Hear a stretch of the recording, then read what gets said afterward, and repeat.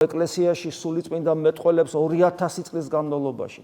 ეკლესიისგან განისწავლებიან ანგელოზები, როგორც პავლე მოციქული ამბობს, ღვთის მრავალფერ სიბრძნეში. ეკლესია არის სვეტი და სიმტკიცე ჭეშმარიტებისა. იგი მისტიკური სხეულია ქრისტესი. გესმით?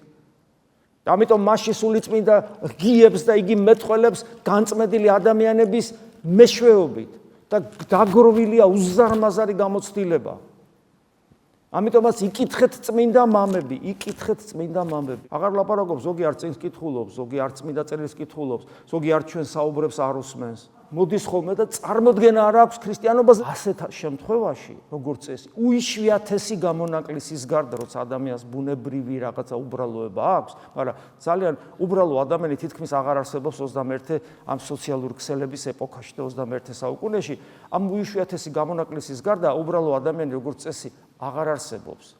და ყველა ადამიანს თავისი ამბიცია აქვს, რომ რაღაცას წარმოადგენს და რაღაცა იცის. და რადგან ესეთი წარმოდგენა აქვს საკუთარ თავს და რადგან სიცარიელი აქვს, იმიტომ რომ 2000 წლოვან გამოცდილებას არ იცნობს ეკლესიისას, შესაბამისად იგი იგონებს თავის ქრისტიანობას. წმინდა წერისაც რო კითხულობდეს სულ და წმინდა მამებს თუ არ კითხულობ, მისტიკური სიღრმე შენ სარწმუნოებას არ ექნება და თან ამპარტავანი ხარ, იმიტომ რომ შენ რო პავლე მოციქულს კითხულობ და აღთოვანდები, როგორ ფიქრობ? იონე ოქროპირი, რომელსაც პავლე მოციქული პირდაპირ კარნახობდა და მისი ყური დღემდე უხრწნელია შიშველ თავის ქალაზე. როგორ ფიქრობ, იონე ოქროპირის შენზე უკეთ გაგებული არ აქვს პავლე მოციქული, ან მისი გაგებული პავლე მოციქული შენთვის საინტერესო არ არის?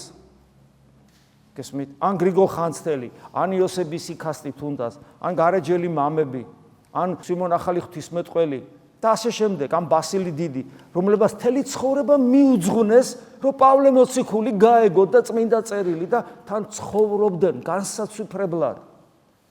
არ არის შენთვის საინტერესო მათი გამოცდილება და გამოცდილებას ემატებოდა. სულიწმინდა უფრო მეტად იხსნებოდა ადამიანებში, თაობიდან თაობაში, როგორც ცივილიზაცია ვითარდება, ხო?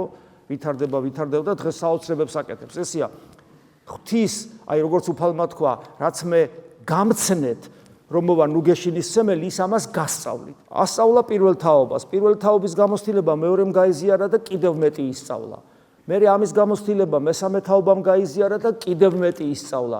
ძველ ცოდნას ახალი გამოცდილება დაამატა და დღევანდელ დღეს მართალია ჩვენ როგორც მოღვაწენი, სასაცილოც კი ეგ სიტყვა საკუთარ თავზე გამოვიყენოთ, გაცილებით სუსტნი ვართ ვიდრე ძველები, მაგრამ ცოდნა გაცილებით დიდია დღეს დაგროვილი ეკლესიაში ვიდრე პირველ საუკუნეში. რომ რაღაცნაირად ღმერთი ამით გვეხმარება, რომ თავზე დაგვაბერტყა ეს ცოდნა, რომ ამ დაბერტყილი ცოდნით ეგება ცოტათი გამოფხიზლდე და პრაქტიკაში რაღაცა მაინც განვახორციელე.